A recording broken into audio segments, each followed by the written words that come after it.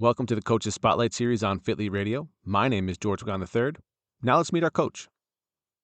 Hi, my name is Ashley Beeman. I am an online fitness and nutrition coach for women, a competitive bikini athlete, wife, mom of two teenage boys, and honestly, just a woman who spent way too many years shrinking herself in all the wrong ways. I yo yo dieted for over a decade, and I was the woman who would call other fit women obsessed because it was just easier than admitting that I was jealous and I couldn't do it myself. Then I finally had a perspective shift, lost 60 pounds, and have kept it off for 6 years.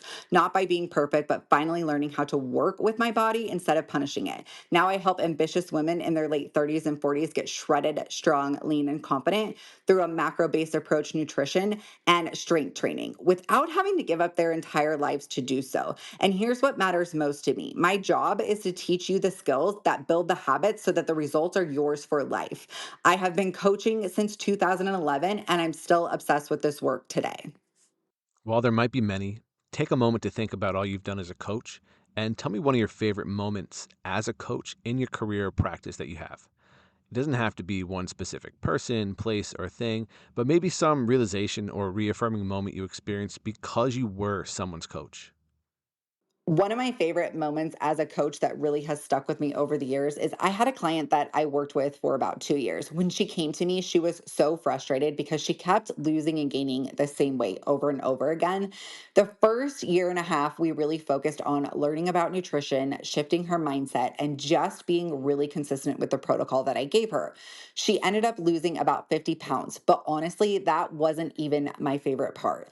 After she hit that goal, I continued to teach her how to actually maintain it and not have it completely take over her life. About 5 months later, she came back to me absolutely ecstatic because it was the first time in her life that she had actually maintained her weight loss and did not feel restricted at all. That was the moment. Watching her mindset shift from how do I lose weight as quickly as possible to I actually know how to live like this forever. And that really is what this work is about for me. The 50 pounds, that's amazing. But the fact that she kept it off 5 months later without having to white knuckle it through life, that is the real win.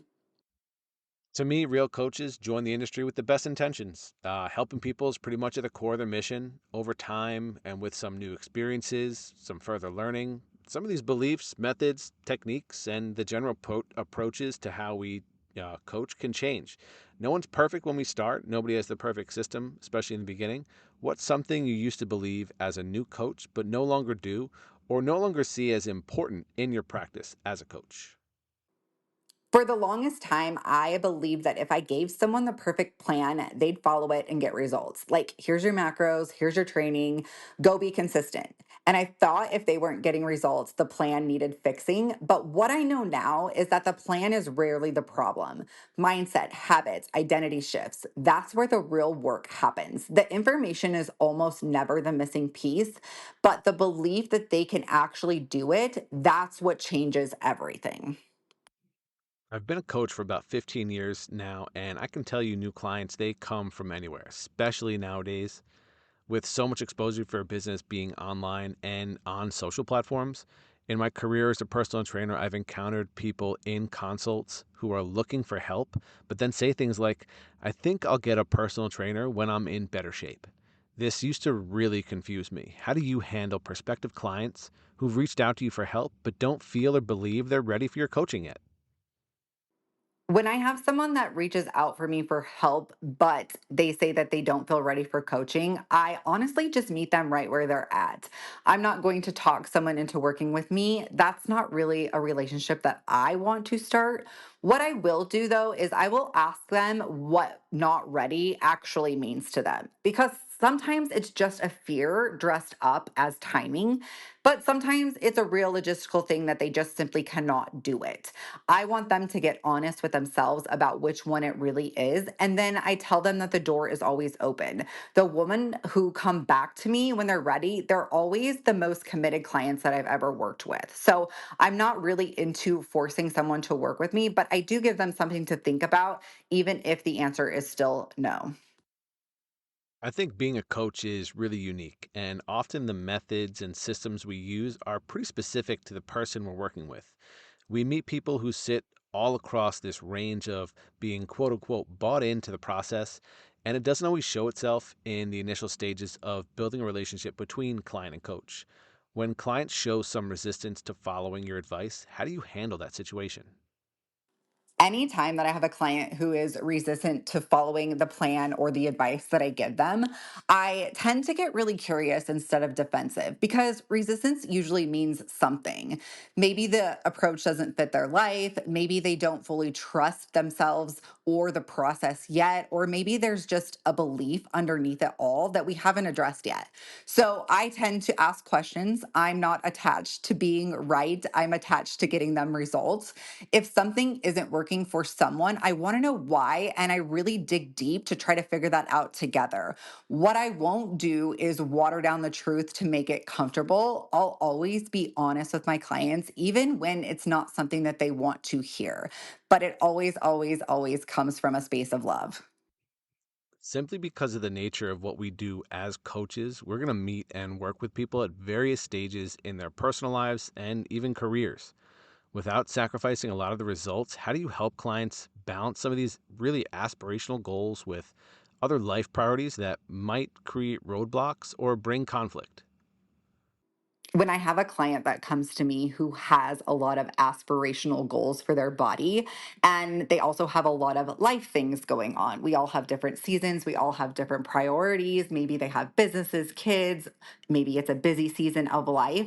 The first thing that I always do is I dig into why they want these results. Like, really, why? Is it something that they actually want, or are they just seeing a bunch of people on social media share their bodies and they think that's what they want? So after we get really honest with why they want this goal, then I get super clear about what it's actually going to take to achieve that.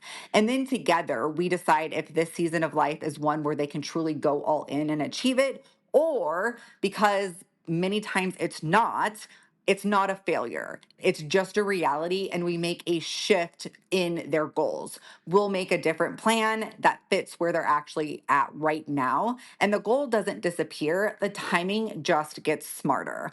I'm never going to hand someone an aggressive plan that their life can't support. That's not coaching. That's not setting someone up for success.